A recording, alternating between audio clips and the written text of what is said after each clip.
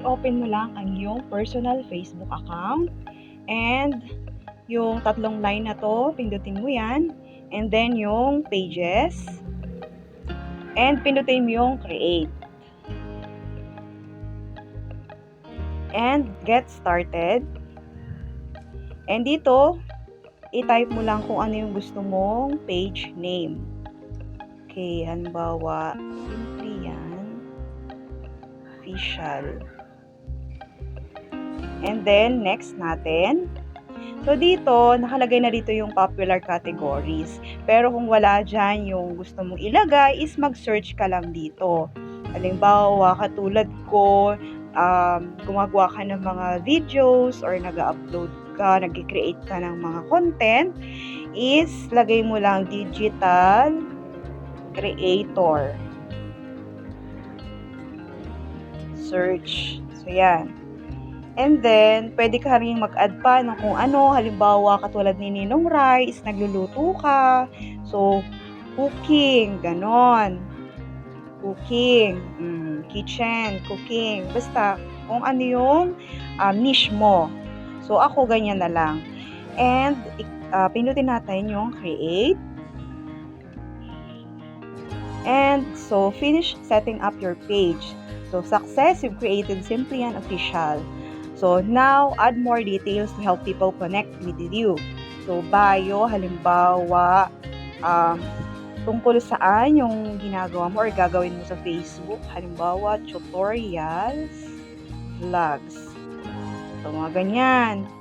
And, contact, gumawa ka ng website mo, is pwede mo rin dito ilagay yung website mo sa YouTube. So, i-copy link mo lang yon and i-paste mo dito. And yung email address mo. So, make sure lang na yung email address na ilalagay mo dito, hindi yung email address ng mga social media account natin. So, gumawa ka ng sariling email para doon ka i-message. Kailangan ito yung business email address na ilagay mo. And then, phone number, kung gusto mong lagyan ng contact number mo na hindi related or hindi mo rin ginagamit sa social media account mo, pwede rin mo ditong ilagay yung iyong telephone number. So, kung willing ka lang naman. Kung hindi, kung ayaw mo, okay lang din naman na wag mo na siyang lagyan. And then, next is yung location. Kung gusto mo siyang lagyan, okay lang din. Halimbawa kung gagawa ka ng page para sa isang business mo, meron kang physical store, so pwede mo siyang ilagay dito yung address ng store mo. And let people know your locations are. So, always open. So, lagyan natin yan. And then, next, customize your page. So, ito pwede natin siyang lagyan ng yung profile and then yung cover photo.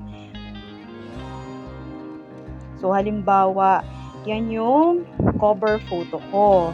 And, so, ayan yung aking profile picture. So, upload mo lang kung ano yung gusto mong ilagay dyan. Okay? And then, next na natin. So, ito, kung meron kang WhatsApp, pwede mo siyang i-connect dito. Pero kung wala naman, skip lang natin. Okay? And then, para magkaroon ka na ng instant followers and likes, pwede ka mag-invite ng friends mo para i-like yung page mo. So, mag-notify yan sa kanila and pwede nilang i-like and i-follow.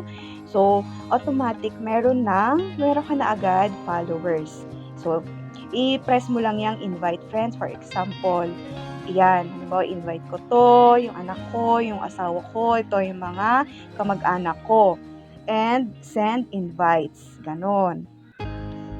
And then, next na natin. So, add your favorites to Simply Yan Official. Kung gusto mong lagyan, pero kung ayaw mo, next natin. Stay informed about your page. So, kung gusto mo siya magkaroon ng page notifications on your profile, i-on mo lang. Yan. Marketing and promotional emails about your page. So, pwede rin natin i-on yan. And then, done.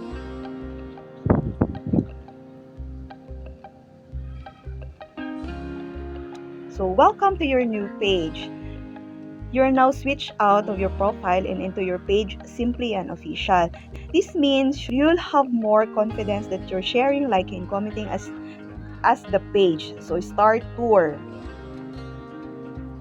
So, easily switch between your page and profile. So, madali lang para sa atin na i-switch natin kung ang gusto natin gamitin is yung Facebook profile natin or yung Facebook page. Next natin, enjoy more ways to be social. Now, you can interact with peers and engage with fans from your page feed. When you comment, your name appears with a like or follow button.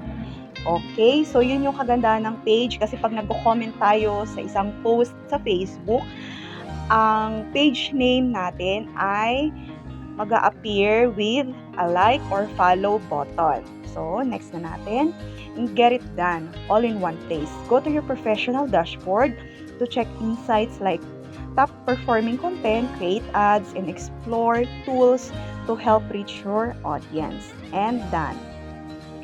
Ito na yung page. So, paano kung gusto mo nang bumalik sa yung Facebook profile? So, pindutin mo lang yan. And makikita nyo ito. Yan, pindutin nyo yan. So, nandito na ito yung profile, Facebook profile natin. So, kung meron ka pang ibang mga Facebook page, is nakalagay din yan dyan.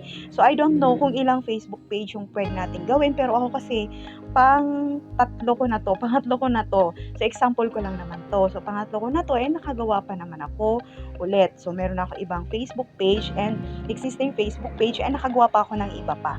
Balik na tayo sa ating Facebook profile. Ating personal account, pindutin mo lang yung ganyan.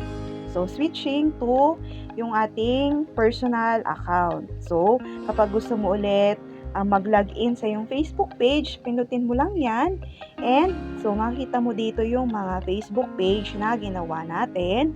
So, ito, pindutin mo lang yan kung alin dyan yung gusto mo. So, ganun lang po kadali.